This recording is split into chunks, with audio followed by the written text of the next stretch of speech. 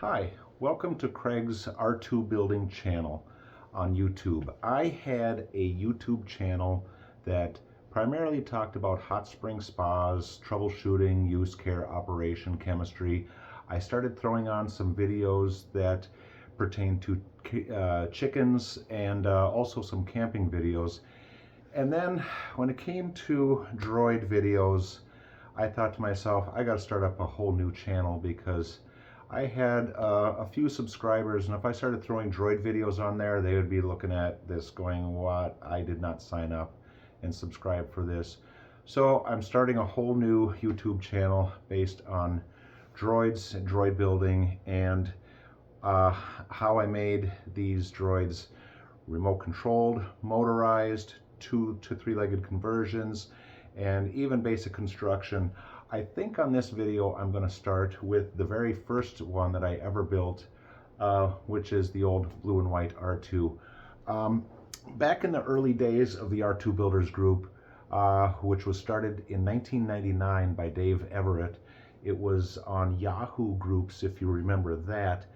By that point, of discovering the R2 Builders Group, I had already been compiling parts. I had been compiling writing up plans and methods on how I was going to do this.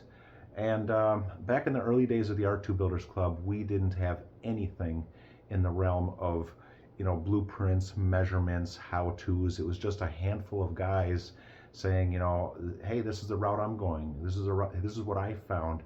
And it was very disorganized chaos, but it was inspiring to see what somebody else had done and say, oh, that's neat. And some people were building frames and wrapping plastic skins around them. The very early guys were actually getting that cardboard sonotube that you use for pouring concrete forms. They were finding some that were about 18 inches, and they were wrapping plastic skins around those. My method was a little bit more robust. I wanted to go with 18-inch PVC pipe, and what I had done was I went to the yellow pages. Yeah, that's how far back this goes. I went to the yellow pages and I was looking at plumbing contractors, and I found the commercial plumbing contractors that did the very big jobs, the huge office buildings, the malls, work for the city.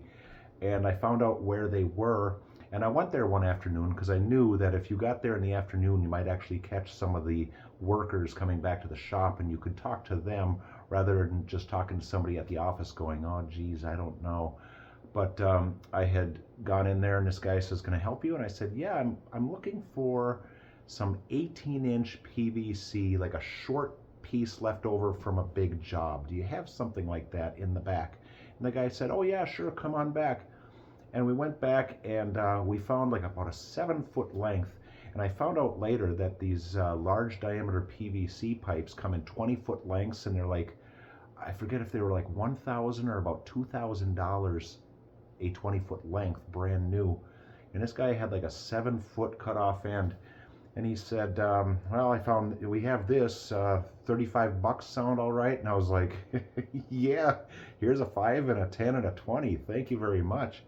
And here's something that a lot of people don't know about PVC pipe is the fact that PVC pipe is measured in inside diameter up until a point. Once you get past 12-inch diameter, it goes from being measured inside diameter to outside diameter. So this 18-inch piece of PVC pipe fit the bill. It was perfect.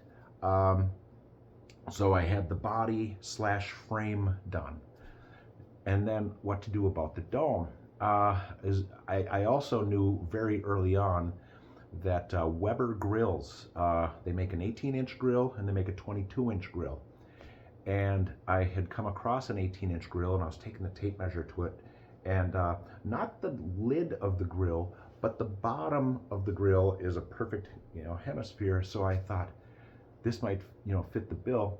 So I called up Weber Grills, and I talked to a production engineer over there, and I said, look, I've got an odd request. I'm looking for an 18-inch metal dome.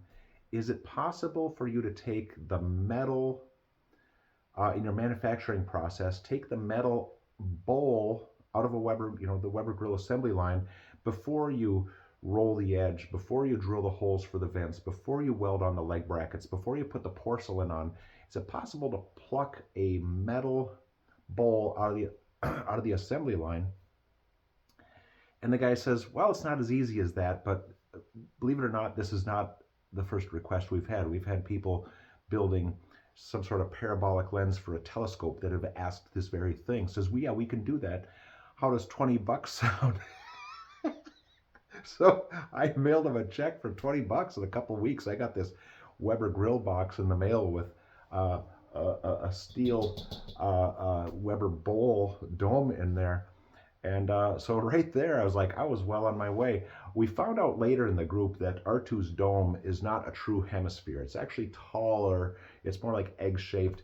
But we found ways around that, you know, leaving more on the sides, more height on the sides before you get to the blue and the silver rings. If you had a true hemisphere dome, R2's head would look very squat, almost like he's ducking, trying not to hit his head.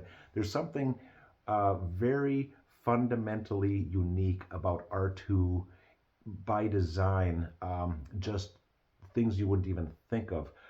Back in the early days of the club, this droid was built on the premise of what I called close enough, which was fine at the time, but then as the group progressed in members and droids, and then some members actually had access to screen-used droids like the Magic of Myth tour, the one touring around, a couple in here and there. We even had access to the Industrial Light and Magic droid on a few outings. And people in the group were on top of those things with tape measures and rulers like mad, you know, taking measurements and notebook and jotting it down. And it wasn't long before we had, in the group, compiled a very extensive database of accurate blueprints. So eventually, the builders group had a lot more droids, and these droids were really more screen accurate. And then you put my droid next to it, and it was bad. It was embarrassingly inaccurate, and it was that way for a long time. And in 2018, by 2018, I wasn't even taking this thing out. It was so embarrassingly inaccurate to other compared to other droids that were more screen accurate.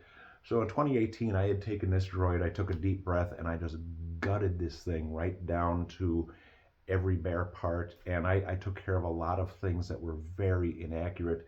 The shoulders were way too wide, the shoulders were way too tall and far from the body. The radar eye was inaccurate. These arms were inaccurate. The vents were insanely inaccurate. All these things that really just jumped out at any R2 builder that just looked at it and said, you know, that's not a very accurate droid. I had to take care of that just so I could take them out. There's a few things on this that are still very inaccurate, but it now is good enough where it can kind of hold its own. I'm going to take the panel off here and show you. It was very heavy, by the way. I wound up taking a lot of these panels, chopping them out to make these thinner ones. And this droid actually does go R2-D2 or R5-D4. Something else that I had always wanted to do back in the early days of this droid, I was like, why don't I just make it so I can swap heads on it and pop off panels, and it can go either way. It's two droids in one. And that was always in the back of my mind. It was one of those things I'm going to do someday. And eventually I did wind up doing it. The refurb still isn't done on this thing. I still don't have the logic displays going on them. And the R5-D4 head currently is in storage. But yeah, we'll take a closer look at this thing. And also, I would like to, hold on a second if I can. Here we go. I actually have, on my computer, I do have a still. There is my R2-D2 / R5-D4 at an outing next to the R2-KT. So he does go both ways in that aspect. But everything on my droids were pretty much scratch built. So I still have to do this display. This has got to be, that is the original green, yellow-green flasher from back in the day. I couldn't bring myself to get rid of that. There's just a lot of things on here that were very could have been done better, but I just kept them the way they should have been. So, but yeah, here, check this out. Here is the thickness of the 18-inch PVC pipe. If we can get in here, and you can see that this thing is like 9/16 inch thick wall on that PVC. So that is, you know, very heavy duty stuff right there. But my holo projectors, this is something I've taken great pride in, is these holo projectors were originally made from an aircraft reading light that was made on a certain aircraft. And I had made my own out of a chain link fence post cap, a stainless steel doorknob, a scope mouthwash cap, and then like a lens inside. So, and this is held in, there's a felt lining in here, and there's 3 springs in there that kind of keep it together. If you were to smack this, the springs are kind of taking that up. But that's so that's the holo projector right there. Not screen accurate enough, and the reason I say that is the only difference between this and the original is this one has narrow grooves, wide raised ridges, where the screen accurate droid is just the opposite. It has very narrow very narrow raised ridges and very wide grooves. But otherwise, I mean, there's my holo projector right there. So that is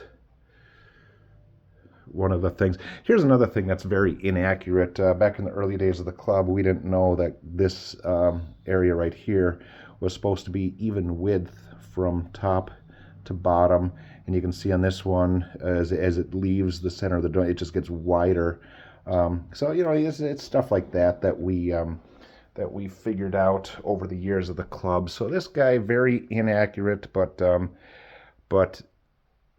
it is what it is. It's kind of a combination between now screen accurate and a tribute to the early days of the club. I'm going to be doing more videos very in-depth on this, because this one does do, all of my Astromechs do the 2 to 3-legged conversion and back again, in addition to being RC. So please stay tuned. Over the months, I'm going to be doing more in-depth videos on operation and how I did them. I've got, you know, R2-D2. I've got one of the mini droids, which I'll do an in-depth video on. I've got 4 other droids, which I can do, but I'm just focusing on what I have here now. So I am really looking forward to this R2 channel and getting more videos up, and carrying you along through the journey of this twisted, insane little hobby. So we will catch you later. Have a good evening.